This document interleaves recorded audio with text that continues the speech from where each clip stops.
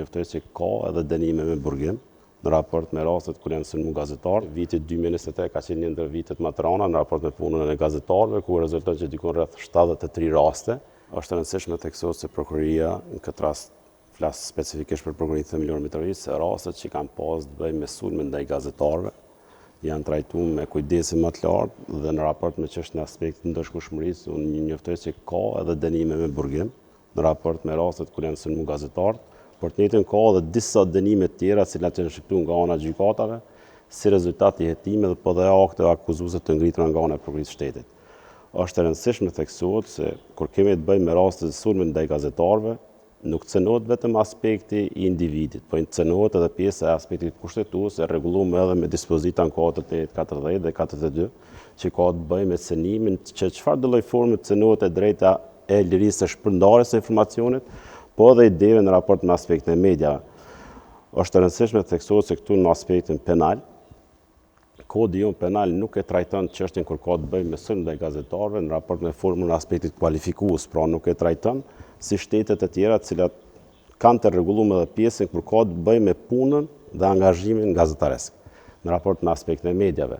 Për më tepër është e rëndësishme të theksohet se prokuroria themelore Mitrovic ka pas një garancë të lartë në raport me çështjen e ndjekjes penale, kur mund të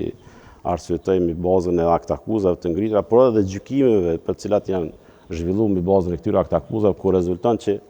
90% e rasteve, sepse ju e dini, viti 2023 ka qenë një ndër vitet më të rënda në raport me punën e gazetarëve, ku rezulton që dikon rreth 73 raste, 50% e tyre në rajonin e Mitrovicës. Edhe mbi bazën e hetimeve zhvilluara nga ana e prokurisë së shtetit, në bashkërendim të plotë edhe me policinë e Kosovës, kemi arritur që 90% e këtyre rasteve që të identifikojmë kryesit e vepra penale, që të kërkojmë që këta kryes vepra penale të zhvillohet procedura në raport me ta në kuadër të aspektit penal. Për më tepër, unë mendoj që sa i përket rasteve të sulmit të gazetarëve, janë edhe disa akt gjykimeve për cilat gjykata themelore Mitrovic ka nxjerrë vendime dënuese në raport me kryen e këtyre vepra penale, ku ndërta ka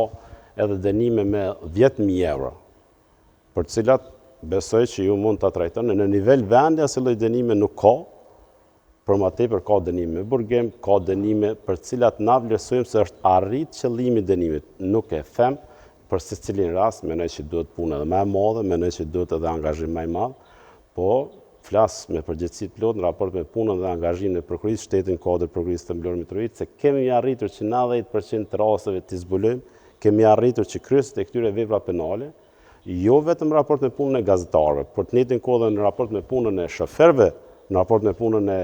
kameramanëve, ekipeve mediale. Tërsi kemi tentuar që të sigurojmë që puna gazetareske në raport edhe me angazhimin tonë, por të njëjtën kohë edhe me obligimin e respektimit kushtetutës së Republikës së Kosovës, që puna e gazetarëve të jetë e pacënueshme, të njëjtën kohë që puna e gazetarëve të jetë e lirë dhe shpërndarja e informacionit të jetë e garantuar për secilin medium, secilin gazetar, dhe se puna e tyre mos, unë nuk e mohoj në raport me çështën e ngritur nga ana e panelistës tjetër, se ka pengesa, se ka sfida, por a mund të themi se jemi më mirë se shumica e vendet të rajonit. Unë e kam trajtuar edhe legjislacionin në raport me shteteve të rajonit, ku rezulton që disa shtete kanë të rregulluar me çështjen në raport me rastet kur kemi të bëjmë me punën e gazetarëve, ku kanë forma të kualifikuara të vepra penale, që unë mendoj që